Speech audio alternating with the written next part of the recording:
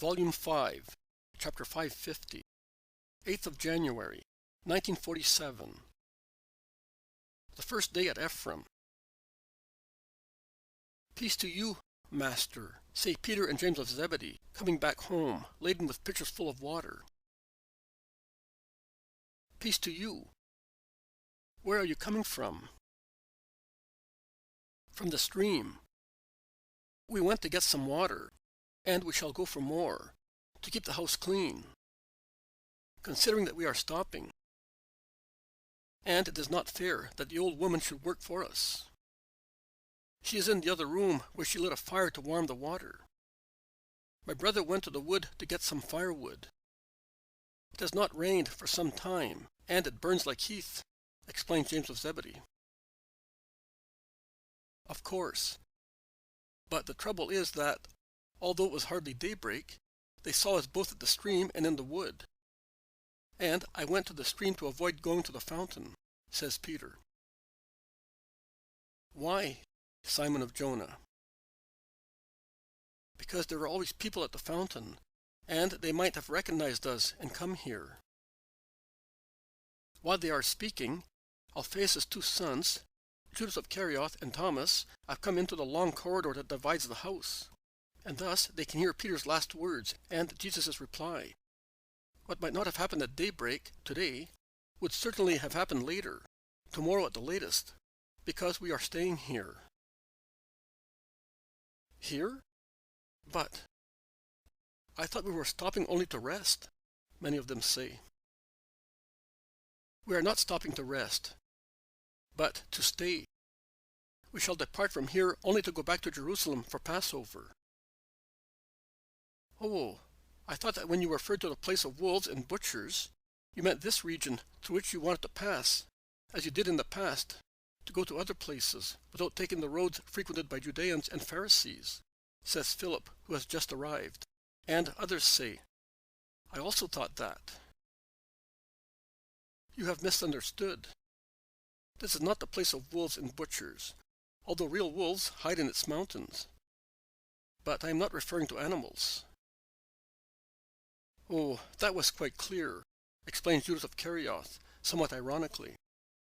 As you refer to yourself as the lamb, one understands that the wolves are men. We are not completely stupid. No, you are not stupid, but in what you do not want to understand. That is, in what concerns my nature and mission, and the grief you give me by not working assiduously at preparing your future. It is for your own good that I speak and teach you by means of deeds and words. But you reject what upsets your human nature through presage of sorrows, or what exacts efforts against your egos. Listen to me before strangers come here. I will now divide you into two groups of 5 apostles, and guided by the head of each group, you will go across the nearby countryside, as you did when I sent you in the early days. Remember what I told you then, and put it into practice. The only exception is that now you will pass through villages, announcing also to Samaritans that the day of the Lord is close at hand, so that they may be ready when it comes, and it may be easier for you to convert them to the only God. Be full of charity and wisdom, and devoid of prejudice. You can see, and you will realize this even more, that we are granted here what we are denied in other places. So be kind to these people who, although innocent, are expiating the sins of their ancestors. Peter will be at the head of Judas of Alphaeus, Thomas, Philip and Matthew. James of Alphaeus will be the guide of Andrew, Bartholomew, Simon Zealot and James of Zebedee. Judas of Kerioth and John will stay with me. That will apply as from tomorrow. Today we shall rest, making the necessary preparations for future days. We shall spend the Sabbath together. So you must be here before the Sabbath, in order to leave the day after it. It will be a day of love for us, after loving our neighbor in the flock that has left the fold of the Father. Go now and attend to your tasks. He remains alone and withdraws to a room at the end of the corridor. The house resounds with steps and voices, although they are all in their rooms, and no one can be seen but the old woman who goes up and down the corridor several times, attending to her household duties, one of which is certainly baking bread, because her hair is spread with flour, and her hands are covered with dough. After some time, Jesus comes out and goes up to the terrace of the house. He walks up and down, meditating up there, and, now and again, he looks at the view around him. He is joined by Peter and Judas of Kerioth, who do not look very cheerful. Perhaps it is painful for Peter to part from Jesus. And perhaps it is painful for the Iscariot not to be able to do so and to show off in the villages. They certainly look very thoughtful when they go up to the terrace. "Come here. Look what a beautiful view you can see from here." And he points at the varied landscape. To northwest, high woody mountains stretching like a spine from north to south.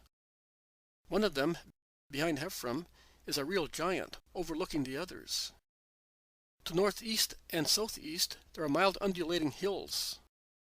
The village is in a green valley with distant flat backgrounds between two higher and lower chains that from the central part of the region slope down to the Jordan plain. Through a fissure in the lower mountains, it is possible to see the green plain, beyond which flows the blue Jordan.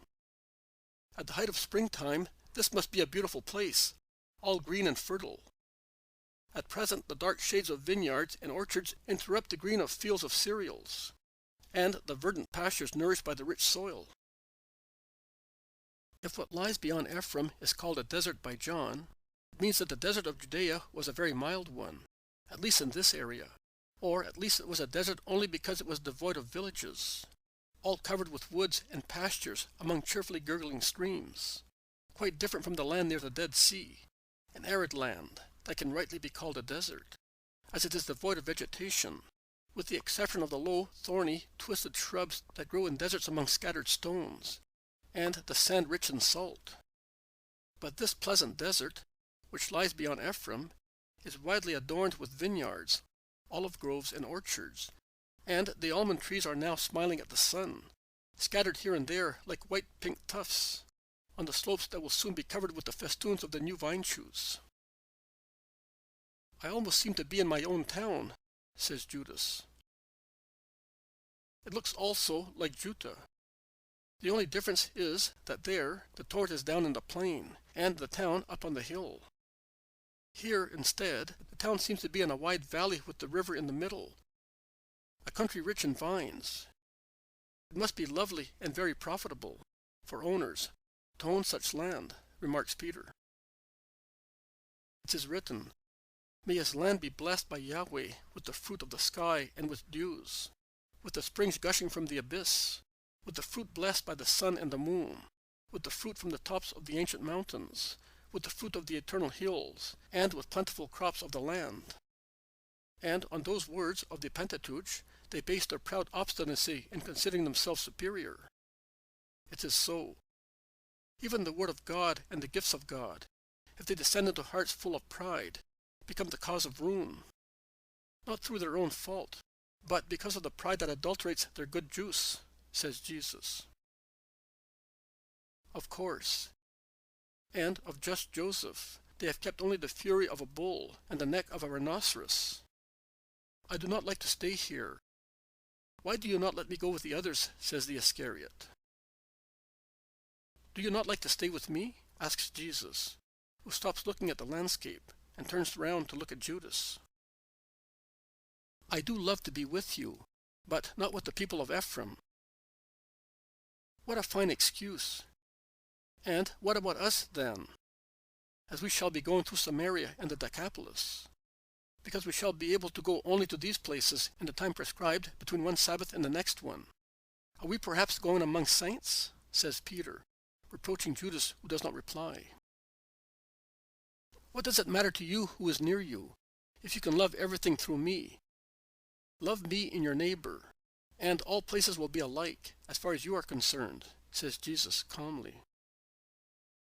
Judas does not reply to him either. Just think of it. I have to go away, whereas I would stay here so willingly. After all, considering what I can do, at least appoint Philip or your brother head of the group, Master. As long as I have to say, let us do this, let us do that, I can still manage. But if I have to speak, I spoil everything. Obedience will make you do everything well. What you do will please me. In that case, if it pleases you, it will please me. It is enough for me to make you happy. But there they are. I told you. Half of the town is coming. Look, the head of the synagogue, the notables, their women, the children and the people. Let us go down and meet them, says Jesus, and he hastens down the staircase, calling the apostles, so that they may leave the house with him. The inhabitants of Ephraim are coming forward with signs of the deepest respect, and after the customary salutations, one of them, perhaps the head of the synagogue, speaks on behalf of everybody. May the Most High be blessed for this day, and blessed be his prophet who has come to us, because he loves all men in the name of the Most High God.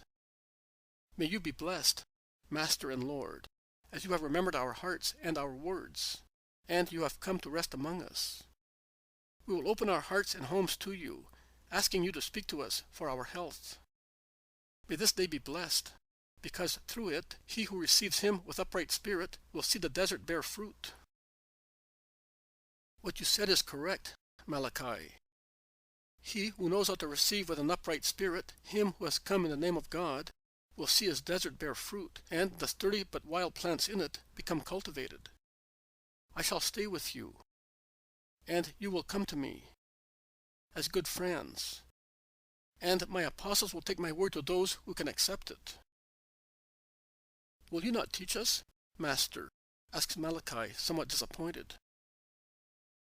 I have come to collect my thoughts and pray, to prepare myself for the great events of the future. Are you sorry that I have chosen your town for my tranquility? Oh, no. The very fact of seeing you pray will make us wise. Thank you for choosing us for that purpose. We shall not disturb your prayers, and we will not allow your enemies to disturb them, because it is already known what happened and happens in Judea. We shall keep good watch, and we shall be satisfied with your word when it is not troublesome for you to give it to us. Accept in the meantime our gifts of hospitality. I am Jesus, and I do not reject anybody. So I will accept what you are offering me to prove to you that I do not reject you. But if you want to love me, from now on, give to the poor people of the village or to those passing by what you would give me. I need only peace and love. We know that. We know everything. And we feel sure that we shall give you what you need, so as to make you exclaim, the land that was to be for me like Egypt, that is, sorrow, was for me, as for Joseph of Jacob, the land of peace and glory. If you love me by accepting my word, I will say so. The citizens hand their gifts to the apostles, and then withdraw, with the exception of Malachi and 2 more men who speak to Jesus in low voices. The children also stay, captured by the usual charm emanating from Jesus. They remain, turning deaf ears to their mothers who called them, and they only go away after Jesus has caressed and blessed them. Then, as garrulous as swallows, they run away, followed by the 3 men.